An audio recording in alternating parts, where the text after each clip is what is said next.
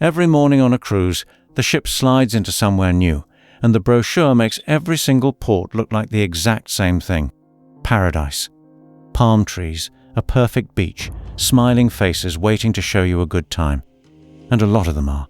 But some of those ports have a State Department warning the cruise line will never mention over the loudspeaker. Some have a swarm of folks waiting right at the bottom of the gangway whose whole job is to separate you from your money. And a few of them come with a danger that has nothing to do with crime at all. A danger that's simply whether you can physically get off the boat in the first place. Now, I want to be straight with you, because that's what we do here. I am not trying to talk you out of cruising. For folks our age, a cruise is one of the finest ways to see the world there is. You unpack once, and the hotel floats you from country to country.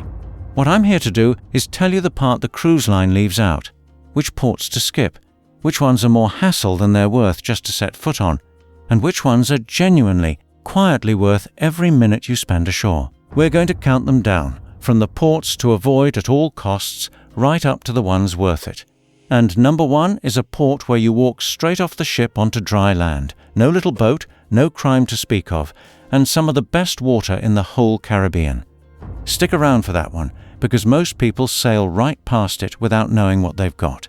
Let's get into it. First, one honest word, because I don't ever want to just scare you.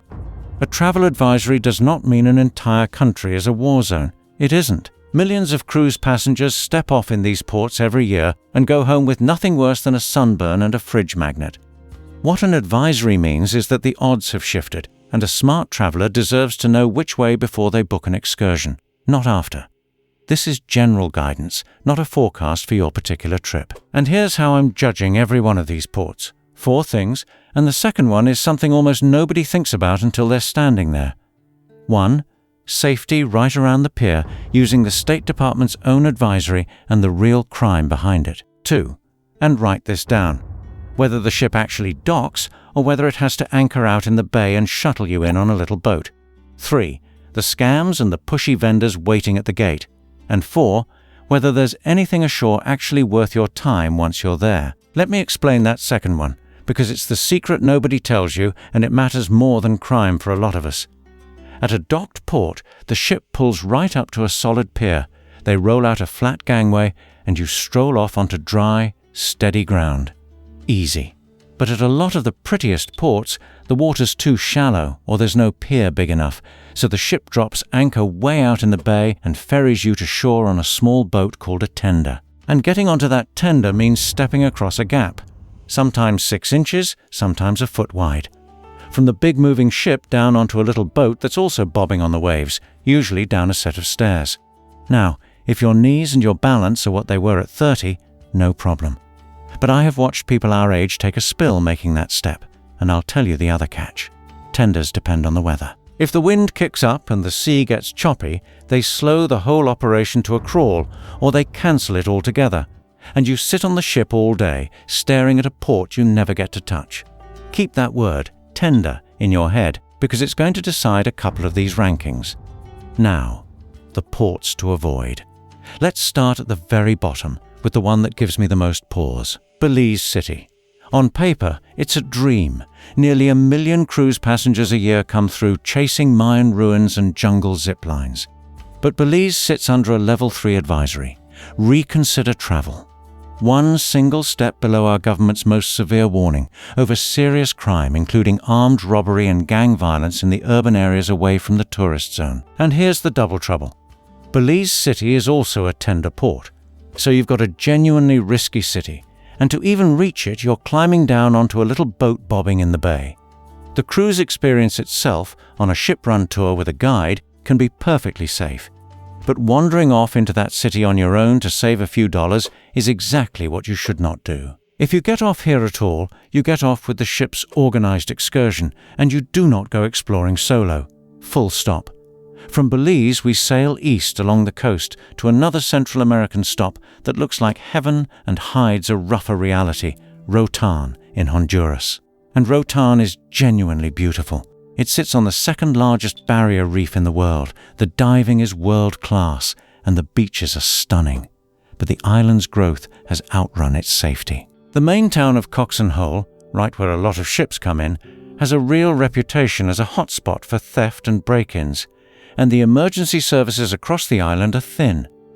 If something goes wrong, help is not close. But it's a place where you stick tight to the organized beach clubs and the guided tours, keep your valuables locked in the ship's safe, and don't go looking for the real Rotan on foot. The reef is worth seeing. Coxon Hole is not. Now let's head north to the Bahamas, to the port almost every new cruiser hits first, Nassau. And I can hear you already. Nassau? That is exactly why it's on this list.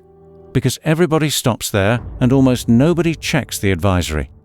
Nassau sits at level 2 for crime, and it's earned some ugly headlines. There were reports as recently as last year of assaults tied to jet ski operators on the beaches, and the port area is a well-known stew of taxi scams, credit card and ATM fraud, and vendors so pushy they'll practically pry your bag open. On my own visits, I've had folks near that port grab at my things and shove souvenirs into my hands trying to force a sale. Nassau isn't a place to be terrified of. The gang violence that drives the crime numbers is mostly concentrated in specific neighborhoods well away from tourists. But you keep your bag zipped and crossed over your body, you use only official transportation, you never let a friendly stranger walk you somewhere better, and you do not go wandering over the hill past the tourist strip looking for a local restaurant. Guard up, and you'll be fine. Staying in the islands, let's talk about a bucket list name that pains me to put here. The Jamaican ports, Falmouth and Ocho Rios. Here's the honest, up-to-date picture, because it changed recently. Jamaica spent years at level 3, and its ports built a rough reputation. Aggressive vendors and real safety concerns the moment you step outside the narrow tourist bubble around the pier. Now, in fairness, and because I promised you the truth, Jamaica was actually downgraded this past January to level 2, which reflects some genuine effort to lock down the resort and port areas. So it's moving the right way, and I give them credit. But the golden rule in Jamaica hasn't changed a bit. You book through the ship, you stay with the group, and you do not go off on your own with a fellow promising a cheaper tour from the parking lot. Inside the bubble, on a proper excursion, Jamaica can be a wonderful day. One step outside it without a plan, and it's the kind of place that ends up in the cautionary stories. Treat that rule as ironclad. Now let's swing all the way over to Mexico's Pacific coast, because I want to be fair and specific here, not just wave my hands. Ports like Puerto Vallarta and Mazatlan are hugely popular, and the honest truth is that the tourist zones themselves are patrolled, and most cruisers have a lovely, trouble-free day. Embassy put out an alert naming several Pacific coast states, including Jalisco, where Puerto Vallarta sits, because the cartel trafficking corridors run along that coast. It rarely touches tourists who stay in the zone. But rarely touches tourists is a different promise than the calm, safe islands we'll get to in a minute. Go in with your eyes open, not closed. All right, before we get to the good part, and the second half of this video is the half that'll actually plan your next cruise, do me a quick favor. Tell me down in the comments which of these ports you've stepped off in and how it went for you. The good, the bad, the pushy vendor who wouldn't quit. I read every single comment, and honestly, some of the sharpest, most current port intel I've ever gotten came from folks just like you who'd just gotten back from that exact dock. Now, let's talk about the ports that are worth it, starting with 2 that come with an asterisk, because not every port on the caution list is about crime. Some are about that little boat. And the first one is going to surprise you, because it's genuinely lovely, Grand Cayman. The water is spectacular. 7 Mile Beach is the real deal, and by the crime numbers it's one of the safer stops you'll make. So why the asterisk? Because Grand Cayman is almost always a tender port. There's no big pier. The ship anchors out in the bay and shuttles everyone in on those little boats, which means the step across the moving gap, the stairs, the whole business we talked about. And it means that if the wind picks up, your visit can get cancelled outright while you watch from the rail. I've seen it happen. So here's how you handle Grand Cayman. If your knees and balance are up to that transfer, go and enjoy one of the prettiest islands in the Caribbean. But budget an extra hour on each end for the tender line, and get yourself back to the tender dock a good 90 minutes before the ship sails, because those little boats back up fast. A beautiful port. Just know what you're stepping onto before you go. The second one with an asterisk is a place folks think of as totally easy. San Juan, Puerto Rico. And the good news is real. You sail right up to a dock in Old San Juan, no tender, and the centuries-old forts and those gorgeous blue cobblestone streets are safe and walkable right from the terminal. That's a wonderful, free port day. The asterisk is the hustle. San Juan is known for taxi and car rental scams and fake tour guides who'll happily relieve you of your cash, and some of those pretty beaches have strong currents and rip tides that make them genuinely dangerous for swimming. So in San Juan, you walk the old town. That's the gem, and it's free and safe. You agree on every taxi price before you get in, you ignore the freelance guides, and you check with a lifeguard before you so much as put a toe in the surf. Do that, and it's one of the great walk-off ports. Now, let's leave the asterisks behind and get to the ones that are just plainly worth it. Number 4 on the worth it list, Barbados. If you want the classic Caribbean day with almost nothing to worry about, Barbados delivers. The ship docks, no tender, at Bridgetown, and here's what makes it a gem for the independent traveller. The local bus system is dirt cheap, frequent, and so simple you can figure it out the moment you step off. No expensive taxi or organised tour required. The drivers are helpful. The crime rate is among the lowest in the whole region, and direct hurricane hits are rare because it sits down at the southern edge. Powdery beaches, friendly English-speaking locals, and the freedom to just hop a bus and explore at your own pace. Easy, safe, and cheap. Hard to beat that combination. Number 3, Curaçao. Now this one's a personal favourite, because it's built for exactly the kind of relaxed, low-stress day we're after. The ship docks right at Willemstad, and the moment you step off, you're walking into one of the most charming towns in the Caribbean. A postcard of colourful Dutch colonial buildings, right there, flat and walkable, no shuttle and no tender required. Curaçao is one of the Dutch islands, which means a stable government, sensible policing, and noticeably lower crime than a lot of the region. And here's the bonus most folks never check. It sits so far south, just off Venezuela, that no hurricane has ever made a direct landfall there in recorded history. Not once. So you get a safe, walkable, genuinely interesting port with real culture and history, not just a beach and a bar. That's a rare thing, and it's why Curaçao keeps climbing my list. Number 2, St. Martin. If your idea of a perfect port day is stepping off the ship and having the beach and the shopping right there, St. Martin is about as good as it gets. The ship docks at Philipsburg, and it's one of the most walkable ports in the entire Caribbean. A boardwalk, a long stretch of beach, and rows of shops, all an easy stroll from where you come ashore on flat, steady ground. No tender, no long taxi ride, no complicated planning.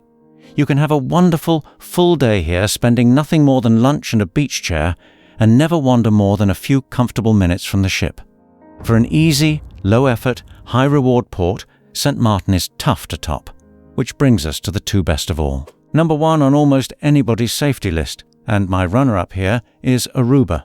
Aruba sits at level 1. Exercise normal precautions.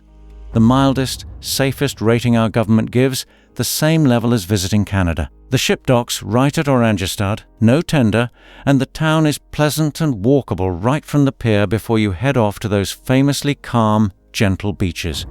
And like Curaçao, Aruba sits below the hurricane belt. It hasn't taken a direct hit in over a century. It's sunny, it's dry, it's about as American-friendly and easy as an island gets, with good, accessible infrastructure the whole way. If you want safe, easy, and worry-free with zero surprises, Aruba is nearly perfect. Nearly.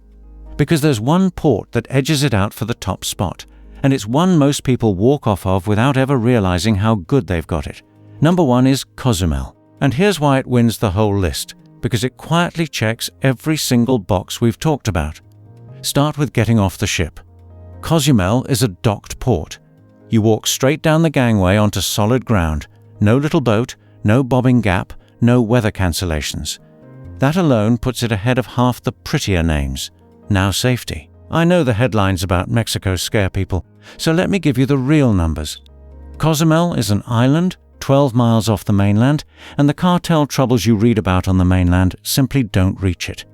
There's no overland route for them to control, and one single industry, tourism, that the whole island protects fiercely. The State Department rates the state at level 2, the very same level as France, Germany, and the United Kingdom, and Cozumel's own homicide rate runs lower than the city of Chicago's. This past year, the port welcomed a record 4.2 million cruise passengers without a single cancelled call. That's the strongest live vote of confidence there is. And then there's that record-breaking seaweed I've warned you is fouling beaches all across the Caribbean this year. Cozumel's main beaches and reefs sit on the island's protected western, leeward side, which stays largely clear of it while the mainland rakes it off by the ton. Add in some of the finest snorkeling and diving on the planet, right off a reef that's world-famous, and you've got the whole package. Easy to step onto, safe to walk around, clear water when half the region is fighting seaweed, and something genuinely spectacular to do once you're there. For a cruiser our age, that is the perfect port day. And now you know why to look forward to it instead of sailing past. So let me leave you with the honest truth underneath this whole list, because I never want you walking away just nervous. It means get off smart. An advisory isn't a locked door. It's a weather report for trouble, and now you can read it. 2 rules that'll carry you through any port on Earth. First, on that little boat, before you book a cruise, look at the itinerary and find out which stops are tender ports and which ones dock. The word to look for is tender, sometimes marked with a little anchor. And if mobility or balance is a concern for you, ask the cruise line directly, well before you sail, how they handle it. That one question saves a lot of hard mornings. And second, in every single port, the rule is the same. The trouble almost always starts the moment you leave the beaten path to save a few dollars. Do that, and the world's ports open up to you, one easy morning at a time. Match the port to what you actually want. Safe, walkable, easy to step onto, worth your while. And a cruise really is the finest, most comfortable way to see a dozen places on one trip. Ignore the warnings. Chase the cheapest tour off the map in a port your own government told you to reconsider, and it's a very expensive mistake. The difference, every single time, is just knowing before you step off. And now you do. If this saved you from a rough port day, or pointed you toward a better one, do me a favor and hit that subscribe button and give this video a like. It genuinely helps other folks our age find the channel before they book. Take care of yourselves out there and safe travels.